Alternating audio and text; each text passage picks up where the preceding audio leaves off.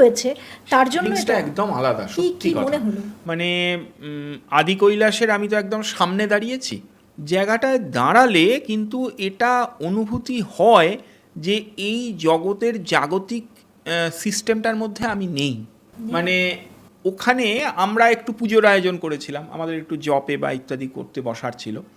পরিস্থিতি তো হঠাৎ করে খুব খারাপ হলো, তুষার ঝড় শুরু হলো, কিন্তু প্রচণ্ড ঠান্ডা, -12-14 হয়তো টেম্পারেচার। কিন্তু ওখানে যতটুকু সময় আমরা বলতে পারেন যে পুজো জপ ইত্যাদি করতে পেরেছি, তার যে অনুভূতি সেটা কিন্তু সাধারণ অবস্থার মতো একেবারেই নয়।